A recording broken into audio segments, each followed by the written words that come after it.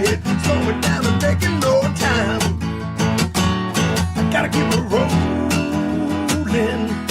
Those in the windshield wipers snapping out the tempo, playing perfect rhythm with the song on the radio. I gotta keep it rolling. What's happening, everybody? Welcome to the Rideshare Rodeo Podcast weekly drop. This one is actually being recorded on the day of the drop, which normally I'm doing the evening before, but I've been playing a wicked, crazy amount of catch up and work and all kinds of other things. Here, let me get this out of my eyes a little bit there. How you guys all doing? Hope you had a wonderful weekend. Got a few stories here we're going to drop today for sure. We're going to talk about delivery apps.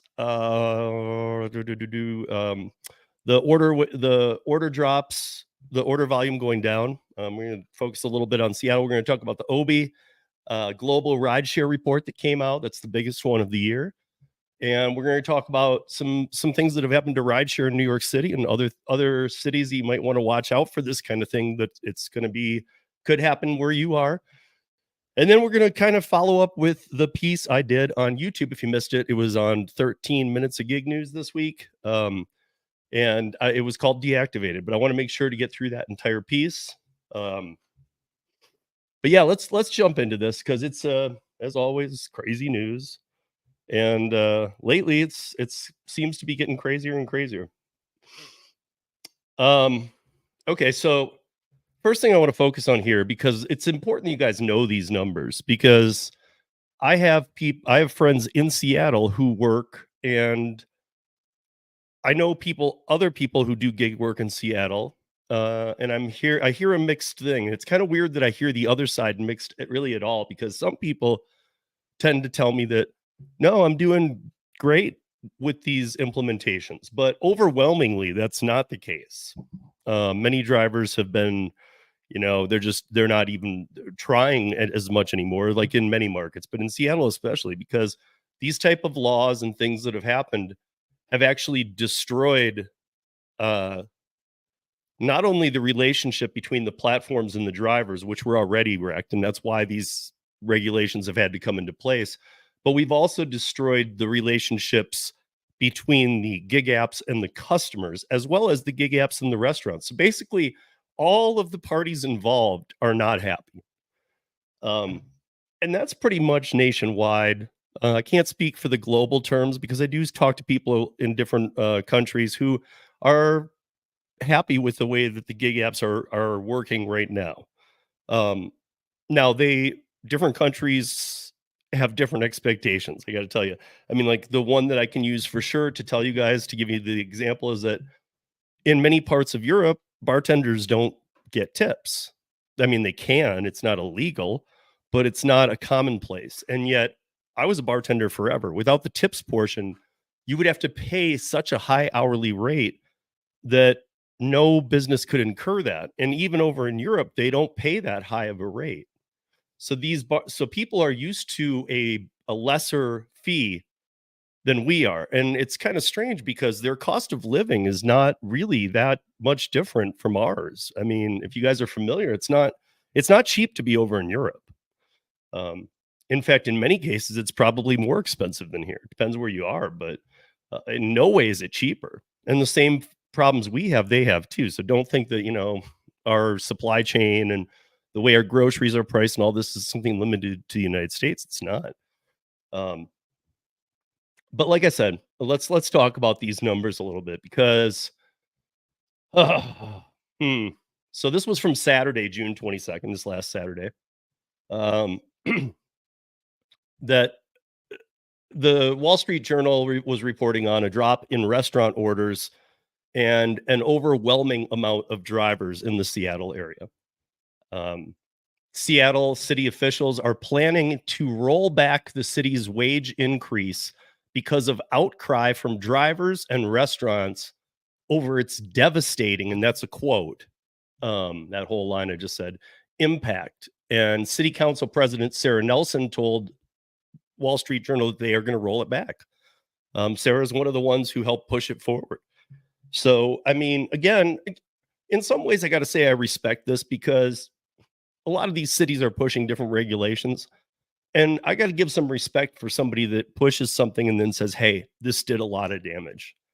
Because in politics, that takes a lot to do that, because it could, especially in the short term politicians, ones who are city officials and whatnot, or House members, local elected, those are only 2-year terms. So, in a presidential term, you have 4 years. You have those middle years to accomplish something. Really, with a lot of state stuff, it's like you get elected in, you got a very short amount of time to do what you can do, and then you're back on the election campaign again. And so it sucks, because in some ways, we need them to do more work, but at the same time, we need to make sure that we can vote out bad people. But how this will impact her, I don't know. I don't even know if she's planning on rerunning or what, or if the people have enough respect for her. But I do respect the move that she's saying, we screwed up. This is big. We screwed up.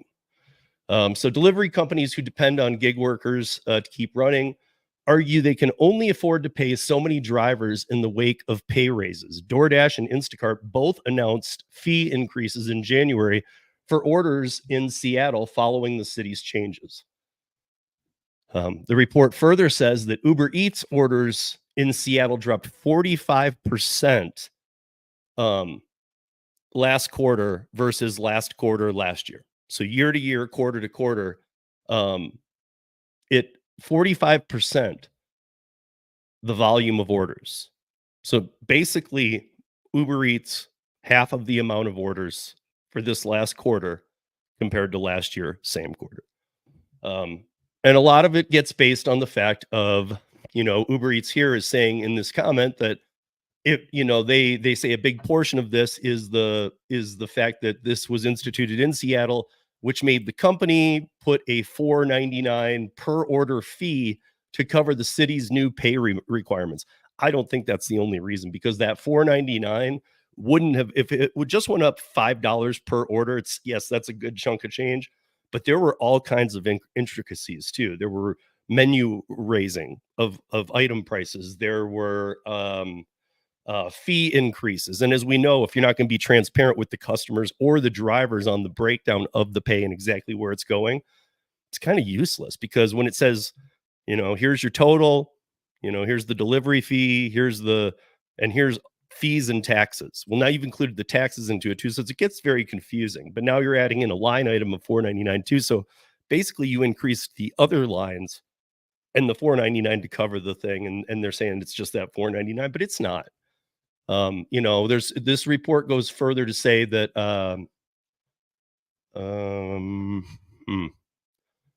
I don't always agree with these numbers, but I need to read it to you. So both Uber and DoorDash say demand has likewise cooled in New York City, which requires companies to pay drivers at least $19.56 per hour before tips, up from an average $5.39 per hour. And that's what I'm saying. I'm not sure I agree with. I don't know where that, because I feel like the $5.39 per hour is based on, like, if I went out in New York City and did food delivery for, let's say, just to keep it easy, just for DoorDash for 10 hours and I made $55.39. I feel like that is based on real time. I feel like, and I know that for a fact, when we're talking about driver pay and the new requirements in New York City in the 1956, that's based on active time. Well, with many people I know, active time it can be half of the time you're on the app. So if you went out and worked 8 hours, often active is only 4 hours. So again, it's not like you can go work 8 hours and you're going to get paid $18.56 an hour before the tips. That's not how it works. You only get it for the active. And it's kind of the same as with Seattle, with the price raising and the fee stocking and what they've done, and the overload of drivers, and which was a problem before, but the way that that these type of legislation forces the hand of how they deal with it has really been a big cost to a lot of people. There's a person who where is it here? Who does it's a Seattle-based researcher, Rosine. Sorry if I'm saying his name wrong there. His last name is spelled Singh. He is a Seattle-based researcher who had been ordering delivery meals multiple times a week before the wage increase went into effect. From there, he said, app prices have become absolutely nuts, and he began picking up the food for himself. He was talking about basically too how, and this isn't the fee itself, but how it's double the price for a burrito now. And then we've talked about this, like with the chicken skewers that we talked about from one location that were $9 or $9 at the location, but they're $19.50 through the app before all the fees and everything, just for the food item itself. That's what he's discussing here. He's saying that a $10 burrito is $20 on the app. Then you got the fees, then you got the taxes, then you got the $5 Seattle fee, then you got the delivery fee. So I don't think it's just that $4.99 city regulatory fee that they're putting on. And again, these companies don't have to do that. They're doing that to get back at the city to say, you guys shouldn't be regulating this in this way. Of course, the apps would like no regulations. The drivers and the customers would like no regulations. But as I've discussed with Mike Karubi on many occasions, regulations come from not being able to play well with others. So it's kind of like politics, right? Like if you can't talk to the other side and come to agreements and understand, like what they're asking for and really come to some solid solutions, that's when legislation happens. And unfortunately, living in this two-party system that we have, it's got and the degree of which the non-communication has gotten, I think that we all are aware that, look, they don't play well together ever. Like they barely can get to House sessions and Senate meetings and get their business done. And even then I should be careful because often they don't get the business done. Things sit there forever and each side blames each other. So let's see. The cost of delivery can make or break smaller retails. For example, Spectrum News reported in April on a place called Mud Daddy Flats. Mud Daddy Flats was in Troy, New York. It's a quesadilla restaurant. And after 11 years, it has closed its doors. Now, if it has closed its doors in 2020 or 2021, and it was pandemic related, okay. But they equated in this breakdown that most of the reason they had to close was because of the delivery app aggregators. So DoorDash, Uber Eats, Grubhub, whoever. But yeah, I mean, you got a quote here from the president and CEO of the New York State Restaurant Association. Her name is Melissa. Is it Fleischut? Some of these last names I can't do, you guys. It's Fleischut. And she said, right now we are making pennies on the dollar. Restaurants tend to make a 3 to 5% profit margin. We don't have the room. We don't have the room to give away 20 to 30%. But on the other hand, do you have the ability to turn away that customer that wants to get delivery and doesn't want to come into the restaurant that night? That's an entire quote by the CEO and president of the New York State Restaurant Association. And restaurants, restaurants can't afford to pass on this cost to diners, or they potentially risk losing them forever. I mean, we've hit that, I've talked about this many times. It shouldn't be shocking to people that with these new costs, especially, and all this stuff that's going on, like people can't afford right now. The economy is in a bad position. People can't afford these crazy prices. I mean, I've seen things about like 4 people eating from McDonald's. It gets up, if you tip the driver, it gets up near $100. I mean, how's that even possible? It shouldn't even be possible. So basically around the country, 6 out of 10 people, and this is again back to the this is actually the PYMNTS. That's the website. Payments is what it refers to. Payments.com. They did a study. Rising costs push customers towards pickup. That's the study.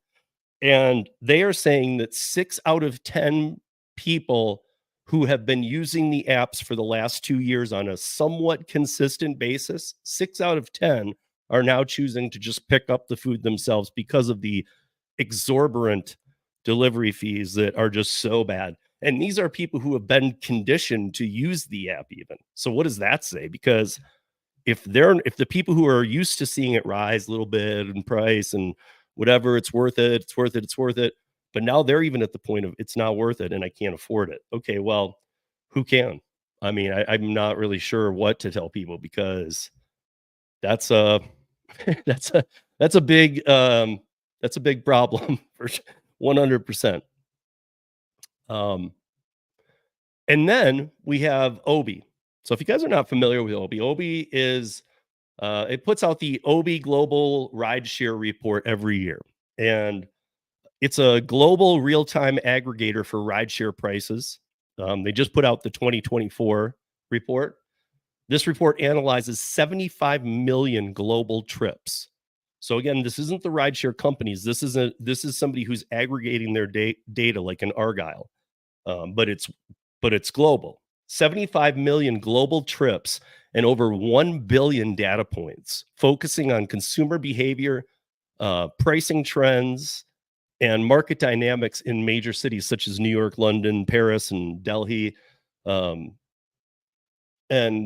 so where are we at with this? I just want to walk you guys through this real quick because it's kind of interesting. So from all that data, what are they getting out of this? So basically, prices are up everywhere, that we know. I want to go to New York though, because some of you guys might not know this too, but okay, so prices in New York, there's obviously a major rideshare city. What might be a little surprising to you, does anybody out there know how many Uber Lyft trips happen daily in New York? I'll give you a quick second to just even think it through in your head. Nobody's gonna know. It's just for your own. Come up with a number and think how many rides do you think happen in New York City daily on Uber and Lyft every single day? 600,000. Okay, that's a lot. So New York City, between 2020, mid 2020, and the end of 2023 is what we're going to deal with here. Uber prices have rose by 32.5% to the customer, while Lyft prices increased by 9%. The city imposed surcharges contributed to these increases, with Uber riders paying 28% more in surcharges and Lyft riders paying 6% more. So that's something I've wondered about too. Is that done on like a volume basis because Uber has the market share? Because I thought that was the case too, is that Lyft wasn't doing like they weren't having to price out so bad. But in New York City, Uber earnings per ride have increased by 218% in that same period, 2019 to 2023. In 2019, the average per ride to the driver in New York City was $1.80. And in 2023, it's $5.72. Lyft's went up 30%, which was $4.11 in 2019 to $5.35 in 2024. So in 2023. So in 2023, Lyft drivers are getting $5.35. Uber drivers are getting $5.72 per order or per ride. So obviously that means, I mean, if you just had to pick one blindly, if you're a driver, you'd pick Uber because that's even though it's 30, 40 cents, it's still more money to you. But look at that big difference in 2019. $4.11 on average in New York City for Lyft and $1.80 for Uber. So, what are we seeing in the trend there? I think that's pretty clear. So while the drivers in New York City are earning more in absolute terms, I mean, an active time, a ride, their share of the earnings from each ride has decreased. Uber drivers earned $17.18 per ride in 2019, increasing to $18.54 in 2023. However, their share of the total fare dropped from 72% to 61%. Lyft drivers saw a marginal increase in their share from 63.5 to 64.2. I would even say with inflation, that's not even a raise, or you're not seeing anything more. High ride prices are the primary reason consumers do not use rideshare services more frequently, with 48% citing this as the main frustration. Transparency and fair pricing and earnings distribution is also a significant concern. And I'm glad to hear that, because that means on the customer side, they're aware too, which is something that we've been talking about here for a long time. Additionally, consumers are less loyal, focusing on finding the cheapest rides rather than sticking with one provider. I think that's always kind of been the case. In fact, I thought the opposite. I think in many cities, people have deleted one app and they just stick with one. But maybe they're still pricing out. I know a lot of people who go out and they either have Lyft or Uber these days, and they don't pop them both open at night to see which one's cheaper. They just have decided to go with one or the other, and it's for their own reasons. Who knows? But yeah, so I mean, around the globe, we're seeing it rise. And then what happens? So I want to stay focused here on New York City for a minute, because Uber responds to NYC minimum pay rule with driver lockouts. So this is pretty crazy. What is this in my way? Refresh that. Okay. So Uber has reportedly been locking out drivers from its app during periods of low demand over the past month in response to New York City's minimum pay rule. Lyft is threatening to adopt the same strategy. This move is in response to the 6-year-old pay rule. So again, we're going back to 2018, and we've talked about this, how just like with the delivery space, these gig app minimum wage laws lead to gig app minimum wage top points too. So there's a ceiling and a floor, and little variance between them. Uber said the lockouts are necessary to limit non-passenger time, per the report. So again, I'm not sure what the Uber drivers in New York, because I thought they were still at a point where they could pass on some. But if they're being paid for the downtime, I'm going to be reaching out to a friend of mine, because this article dropped this morning. And I got to say that I was kind of surprised, because I did not think they earned in the downtime. I thought that was just kind of an active time thing. But I guess that part of that is from the downtime, and they're very clever with the wording here. So I'll be surprised if it is the case, but if I hear it isn't, then there's an error in this report. But I'm not really sure, because since the lockouts began, some drivers have experienced a decline in their earnings by as much as 50%. The report said. So the unpredictability of these lockouts makes it challenging for drivers to plan their work shifts and treat driving for Uber or Lyft as a full-time job. The lockouts can last for over an hour. Again, these lockouts are coming. So if I'm out there driving and I know that, okay, this is one of my shifts this week, I can be locked out. And it's not for not accepting offers. It's because if too much downtime happens, they want me off the platform. So they literally, I don't know what the process is for how they determine who. I don't know if it's based on the week before, who did the most rides, I don't know what their criteria is. And they love to keep that stuff black boxed and out of public eyes. So both Uber and Lyft have blamed each other and the TLC for the lockouts in their communications with drivers. The report said Uber has encouraged its drivers to lobby regulators for a rule change, while Lyft has accused Uber of wanting to change the rules to disadvantage Lyft. And I've been seeing that too. So it's like nobody ever is working together. Again, I go back to that comment I made a little bit earlier. Nobody ever works together. I don't know how, I know things have always been dicey, especially in political election years and whatnot. There's always issues between the right and the left and the center and all this stuff. And it is a hard balance. But I feel like we live in times where nothing gets done, especially the big things we need to get done. They're not getting done.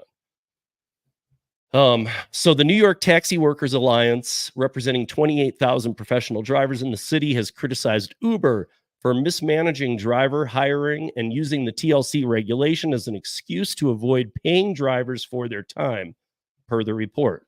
This is not the first time Uber and Lyft have clashed with regulatory bodies. In 2019, the two companies engaged in a lockout war when the city attempted to implement a flat minimum pay rate equivalent to the minimum wage. Similar conflicts have occurred in other cities such as Minneapolis, Austin, Seattle, where the companies threatened to cease operations in response to proposed regulations. A growing number of cities and counties are adopting labor laws and regulations that make it hard to give work to people who have unpredictable portions of their time available to do these jobs. So I think that's a little reference there to the multi-apping. And we are, as Mike Karubi and I have discussed a few times, we are starting to see some language that is very vague, but it's starting to come out about the multi-apping in some states. And yeah, totally keeping an eye on that. So as soon as the language gets out of hand, you guys will know. I will absolutely mention it.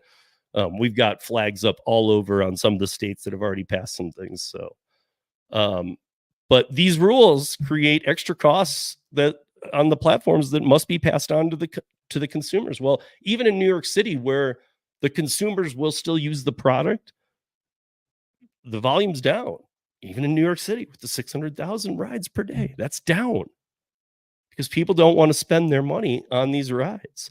And out of the people who are still doing rides, many of them are taking shorter distance rides. Like maybe they're going to a subway station instead of to their destination directly and taking the subway, or maybe they're taking a bus even, who knows?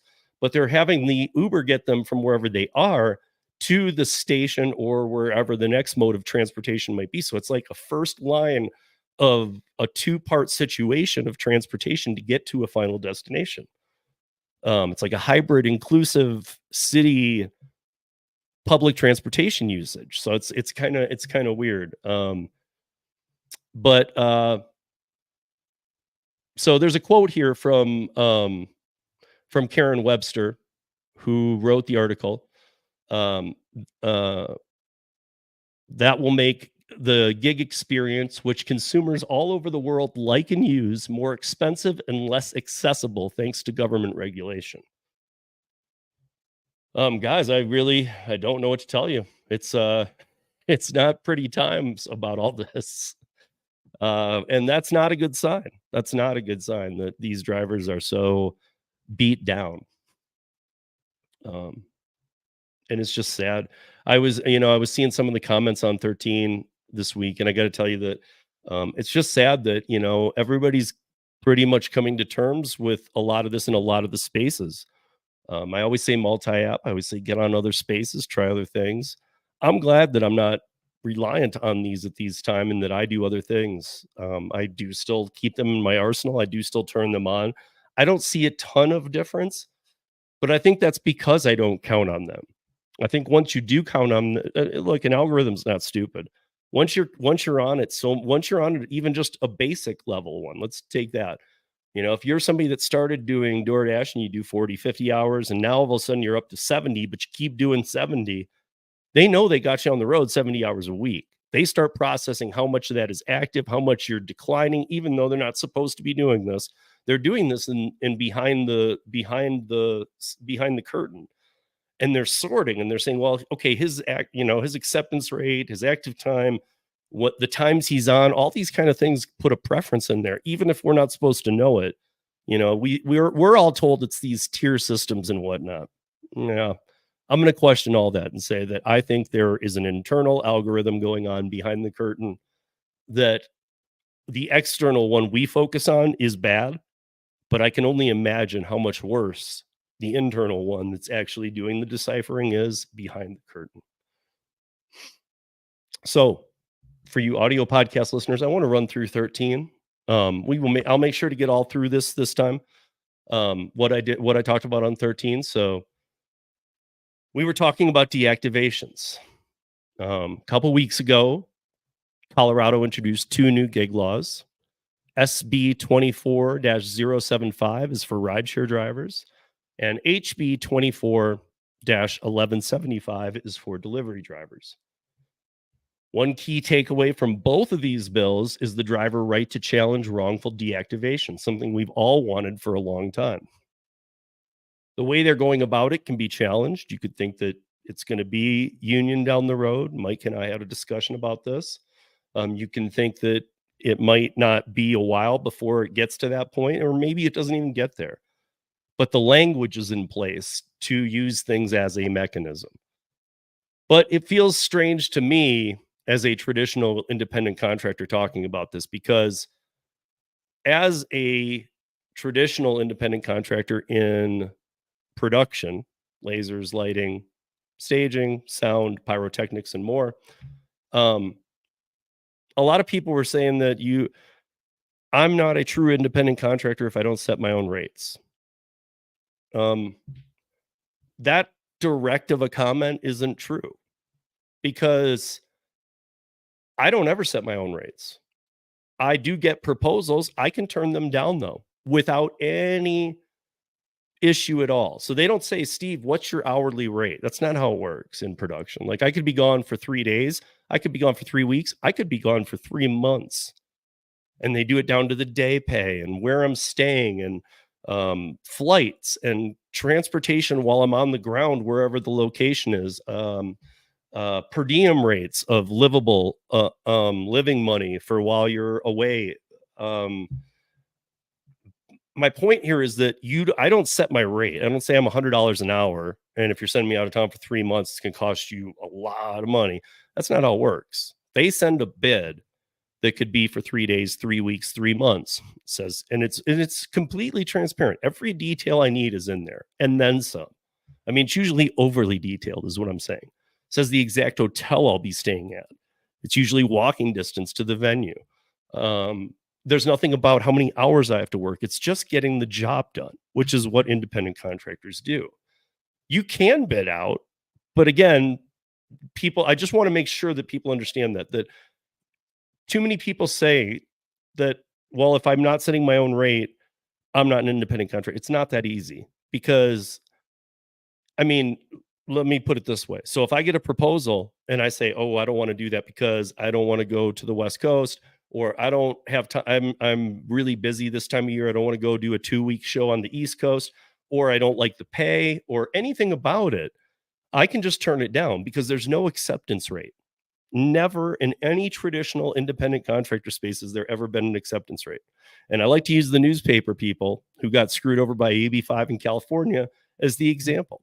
No newspaper ever gave a crap how many articles you wrote for them. If they said to you, hey, can you write this article? And they sent you 20 in a year and you accepted 5, they don't go back and look at that and go, well, we sent him 20, but he only took 5. He has a 25% acceptance rating with us. We're done sending him. No, they look for the authors who match the stories, and they will keep sending it to them, even if they have a 1% acceptance or 100%, because that doesn't exist. There is no acceptance rate, and there shouldn't be. And there shouldn't be on these apps either. I guess my point here being that we need to, I think a big focus needs to be on the classification factor. Because if we're classified as independent contractors, then all of these TOSs are overruled, because an independent contractor law in every state would supersede a TOS checkbox from a company, where the TOS checkbox that you're checking has basically says like, hey, we're not going to follow any of the independent contractor rules. Instead, we're doing it this way. Well, that would be okay if it was an employer-employee setting. But if we are independent contractors, as every one of the TOS states, then that's not okay, because the state law absolutely supersedes the TOS. I can't go create a company and have a TOS box saying, I'll pay you what I want, when I want, at the end of every week, based on what I think you deserve for the work you did. I can't do that and then let independent contractors come work for me, because each state has independent contractor laws. Are they completely free and clear of my guidance? Are they, so like, again, we'll get into it in a second, but they have to be a hiring entity for a gig, task, job, whatever you want to call it. Once you enter into an agreement in the traditional landscape, you perform the duties, you finish the job, and that's that. You get paid. 100% transparency is needed in independent contractorship. We don't get that on the gig apps. There's there's acceptance rates on the gig apps. Those are not allowed. Treating us like employees but paying us like independent contractors, not allowed.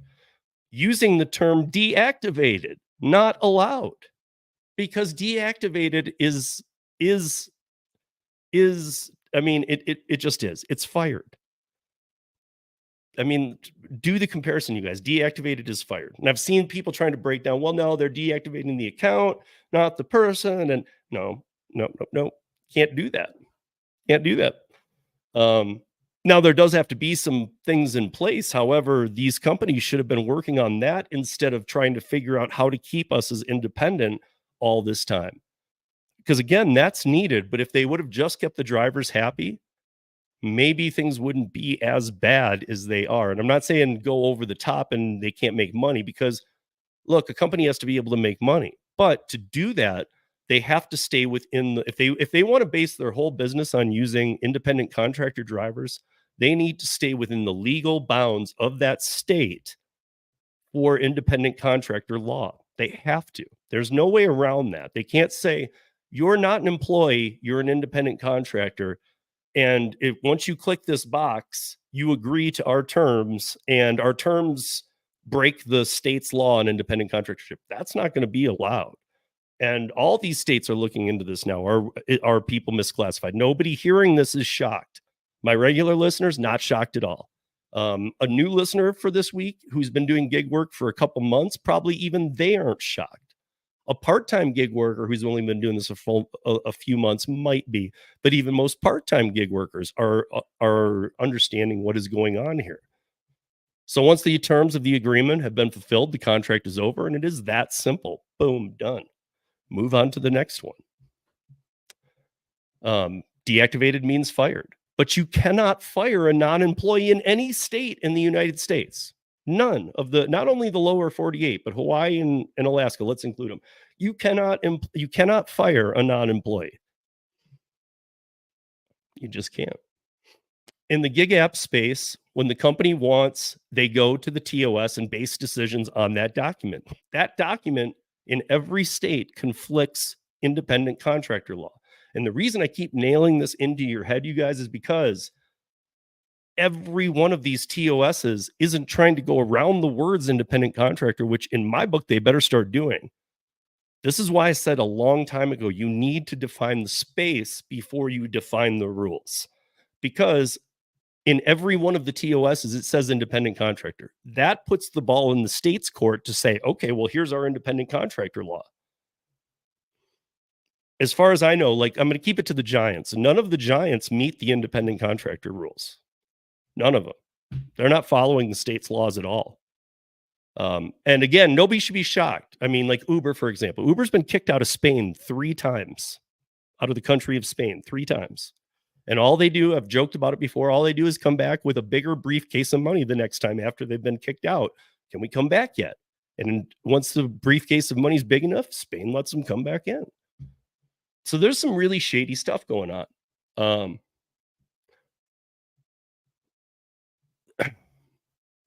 The biggest problem here is even with a TOS, you are referring to employees. Terms of service is employment. That is what it is. The companies, by their own definition, and this is the companies in every state, the gig apps, we are not employees of Uber, DoorDash, etc. So how can a person be fired? And even more important is it being done by an algorithm or a human or a combination? And where are those results when you are deactivated? Because I can tell you from experience with other people that I've had who have had, massive amounts of deliveries or rideshare rides or whatever, When they get deactivated, sometimes right away you might get a response saying, okay, you were deactivated for this or whatever. But most of the time, you're just given some cookie cutter email that is almost not even personalized to you. It's just a copy paste, like send him a deactivation email number 2 out of 3. Okay, well, why? I need more details. A true independent contractor, by definition, can use the tools and means they see fit to accomplish the job, gig, task, etc. they have hired on to accomplish. This does not matter if it's a long-term gig, like a production gig for me, or if it's a ride down the street or a food delivery. Doesn't matter. I can use the tools I want and the means I want to accomplish that job. So third-party apps are not allowed by the TOS. Well, they should be, because you can use any tools that you want to do the work best for you. Again, I'm just trying to wrap everybody's head around independent contractor, because in every TOS this is mentioned over, and they don't ever bend the terms as much as they bend other words. That's one thing you'll never see changed. I mean, maybe one day, but up till this point, 15 years in since Uber, 2009 to 2024, we're 15 years in. The space does not have a definition, yet they're making rules in almost all the states now, and they're all going to differ from each other.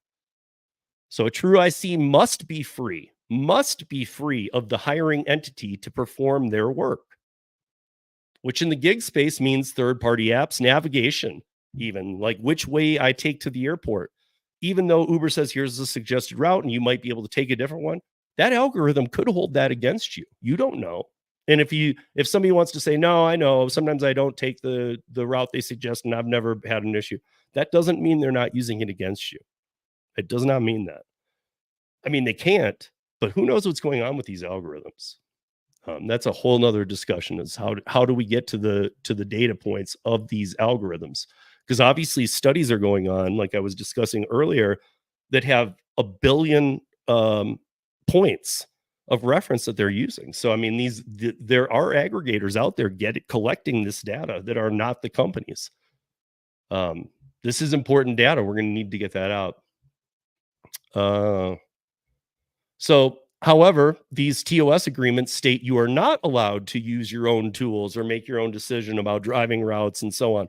They can't do that. They can only do that in an employment scenario with W-2 workers. So by definition, this contradicts every single state independent contractor law in this country.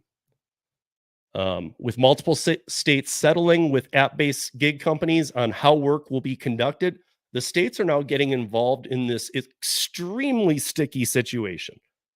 It's like they're kind of doing what I'm talking about. They're kind of saying, well, you're a hybrid gig worker, so let's make an agreement, like they're doing in Minnesota or Seattle, and they're all different, like we did here in Colorado, without a amount on it, though. It's more about transparency so far.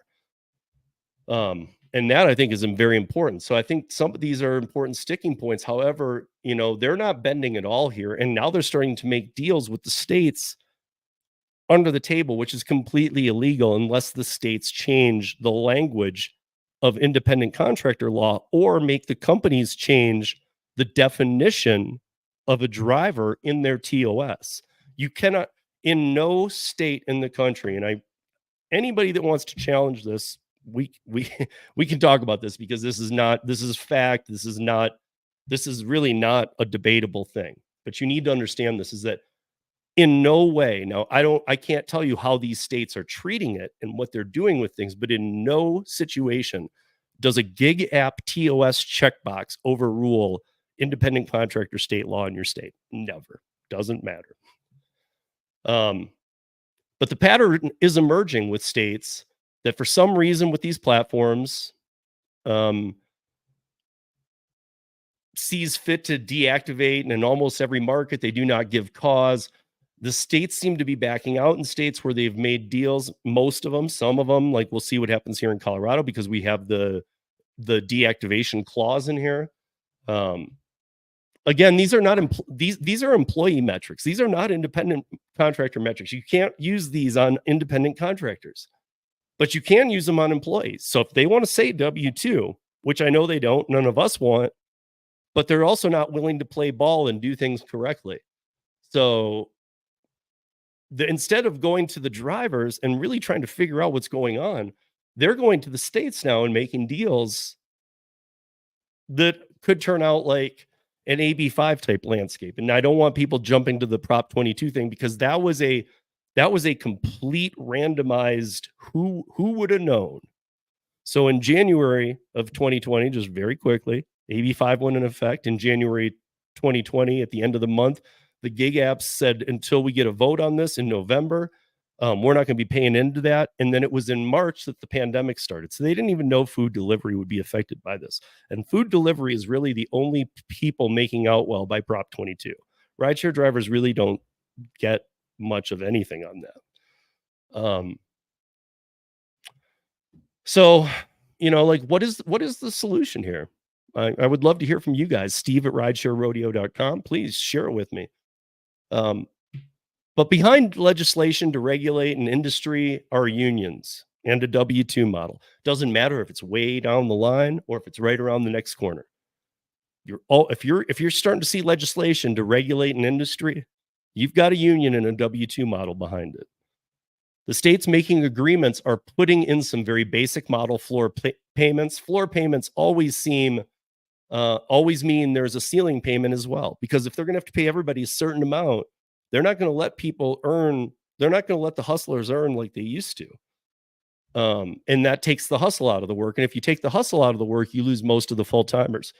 If you put legislation in place, you're going to lose the part-timers, because they can't have a scheduled job when they're just trying to work 1 or 2 days a week on the app on top of their other job. That just doesn't work, and it won't work, and it will never work for these apps. So in my opinion, there are so many other things that are huge problems that need to be addressed, but sadly never are. Deactivating people without letting them know specifically why goes against everything independent contractors, self-employment laws say in every state. If the company's end goal is to be forced into employment models, they will go out of business. They will. And we've talked about, could they go to a W-2? Could they go to a franchise? I mean, all of the mock-ups that have been done, even the franchise can't make it. It would be like, and it's very short term. It's like within months they'd be out of business. So, I mean, it's just, nobody has that kind of money to be flipping drivers as employees. And then if you have to lay them off, or unemployment rates, or the payroll for a franchise on a gig company would be ridiculous, and nobody would step into a franchise. It's not like owning a fast food restaurant or another franchise that could actually make you money. You would never make money on this. So why are they fighting the few things that they must do for independent contractors?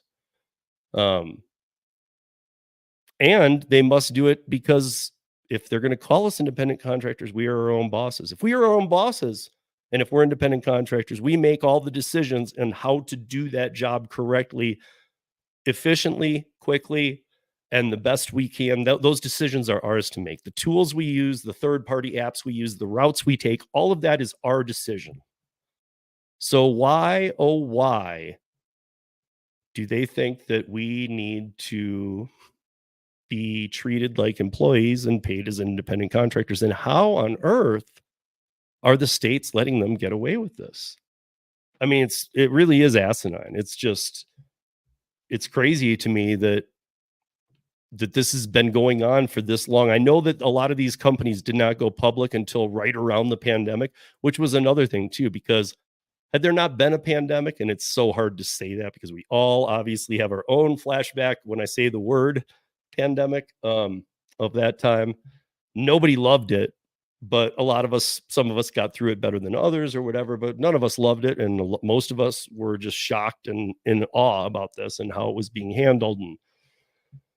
But if their end goal is to keep going down this track, I got to say, from the lawmakers I speak with, which is a handful. I'm now in a good talking position with a handful of lawmakers in different states. But what they say is that, well, eventually this hits a brick wall and it becomes employment.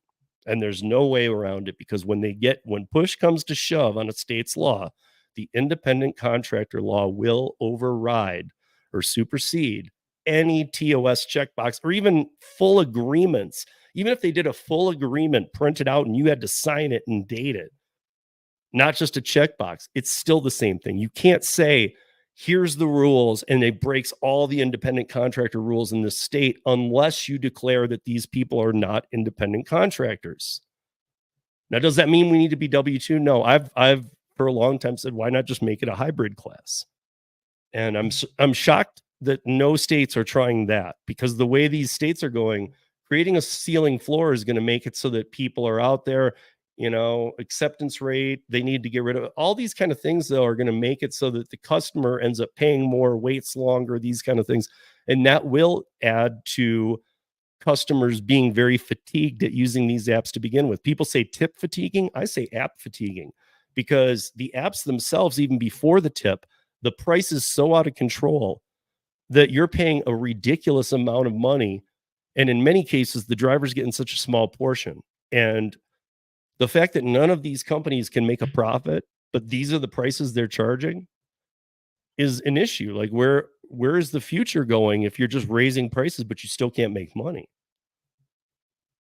And we know that drivers are becoming an issue.